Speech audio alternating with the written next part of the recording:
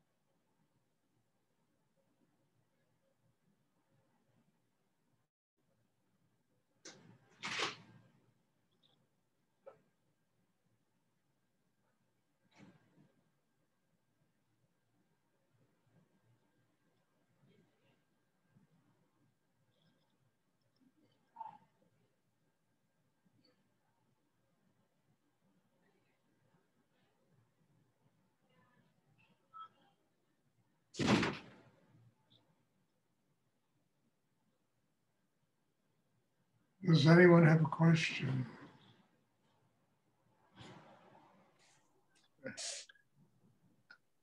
Hi, Stuart. Hi, Larry. Can you talk about how much of our life is free will and choices, and how much is predetermined or guided? You know,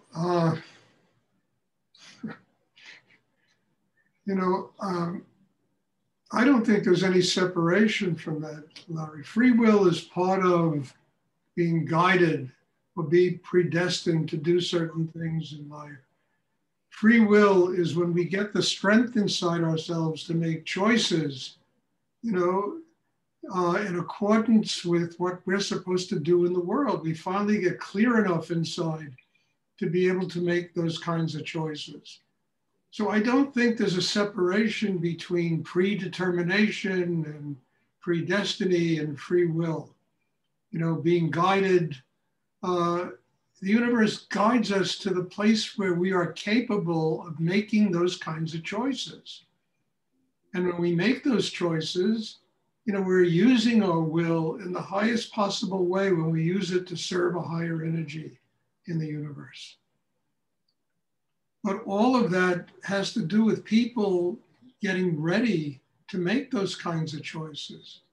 And the opposite is true also. When people live unconsciously in the world, the energy, it gives them life, and their minds, their emotions, their internal mechanism, is so undeveloped inside that they make unconscious choices while they use that energy, negative choices. So it all works together. You understand? It's not like our ability to make choices in the world is separate from our, what our destiny is. It's all one. It's all one union of energy that flows, and it has to do with how elevated our consciousness is. How deeply we need to have a spiritual life, how deeply we need to, be cynical and envious and jealous and angry at the world, depends upon each and every human being, how the energy of predetermination works. Now, I'm not sure how theologians would agree with this, but this is my take on that. That's all, And I don't think we can excuse our actions saying that was all predetermined, because if we change inside, that's also predetermined. If we work on ourselves and build a really strong chakra system, it's also predetermined. If we don't do it, it's also predetermined. So it depends on each and every human being and their commitment to change, to growth, to inner evolution of consciousness. And I think, to me, it's a pretty incredible way to look at the world, because then you can't blame anything for all the stuff that you do. You got to take full responsibility for your life. You can't go, oh, well, it was determined and I messed up and, and it's really not my, it's all bullshit, We have to, make the effort to arrive at a place inside ourselves where our choices are positive and, and they really serve a higher force of energy in the universe. And I think to me, it's a healthy way to look at life, because then you don't go around blaming the world for all the things that are wrong, If people took responsibility, a lot of these things would correct themselves, but they don't. And that's all part of predestiny, predetermination. Either way, it's, depending upon what people do. And when I hear people tell me that they blame, oh, it's, this, it has to be, but I don't listen, Larry. I really don't. I'm sorry. You haven't done the work, or that whoever's talking hasn't done the work. They haven't developed enough in themselves. That's how they're using the energy of predetermination. It's back to really, we determine our fate. What we're ready to do in any lifetime determines our fate in life. And then that energy will come and nurture it and really act as a, it's like a river and we're on a boat and the boat will move because of the flow of the energy.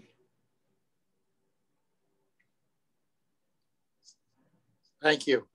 You're welcome. I hope that's clear. I know a lot of theologians talk about this stuff.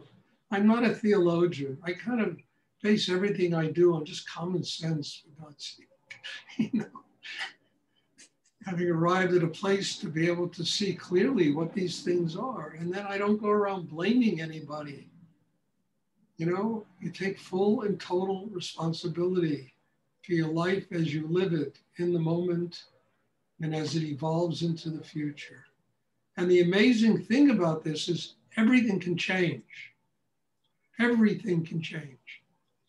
The deepest, darkest pit of human endeavor can become something filled with light. Depends upon the person and what they want to do to fix the problem inside themselves. And I've seen enough people come out of hell, see myself come out of hell. And I really mean that, God knows, I would never, just the thought of living the way I was in my mid-20s, is enough to make me work very deeply on myself every day. I'm never going back to that.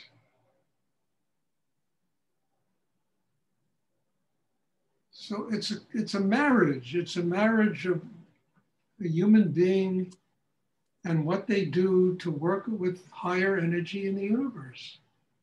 That's just energy. As I said once, you go to a gasoline station, you put gasoline in 1,000 different kinds of cars.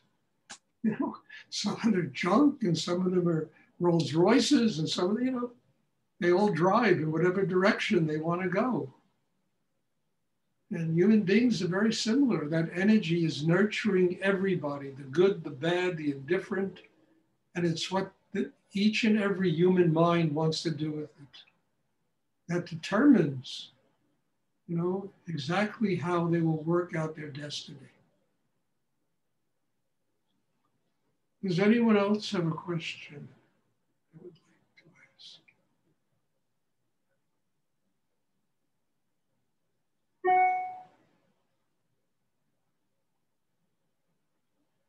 A good question, Larry.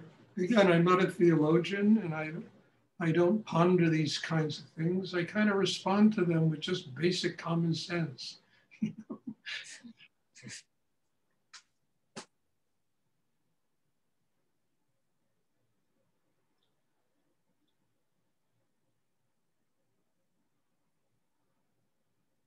Are there any more questions?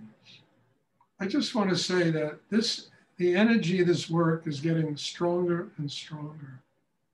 And, I'm even amazed at what's coming through, the power of it, the depth of it, the clarity of it. And you know, my deepest wishes, I hope every single one of you take advantage of this, because it's like amazing stuff that is starting to come through. And I'm really grateful for it. I find myself growing in a very profound way every day. And I find how essential it is to share this with people in my life.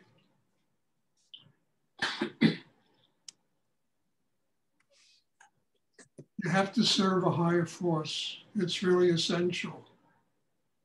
And I guess this is my way of doing it, you know? Sometimes it kind of weighs a little heavy on me when I see people taking it for granted, people not taking advantage of it. But then what can I do? It's exactly what I spoke about before. Everybody has priorities and they do in their life what they want to do. When the need comes to have a spiritual life, then everything changes. Priorities all change.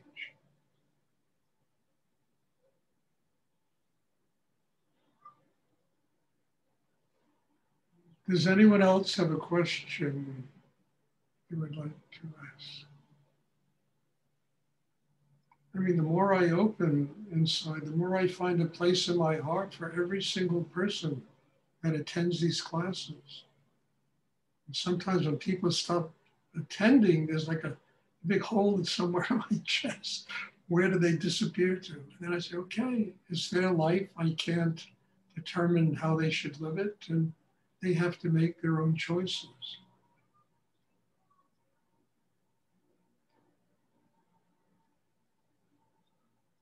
Does anyone else have a question you would like to ask?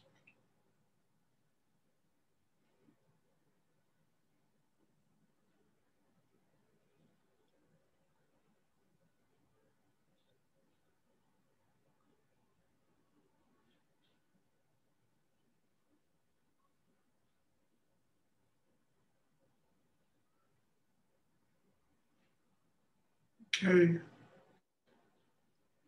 Okay, thank you, and God bless you all. And in all humility, I am deeply grateful to do this and to share with you whatever I've learned in my life. So bless you and thank you. And there'll be a class on Tuesday, and I'm looking forward to seeing you. Thank you, Stuart. Thank you, Stuart. Thank you. Thank you.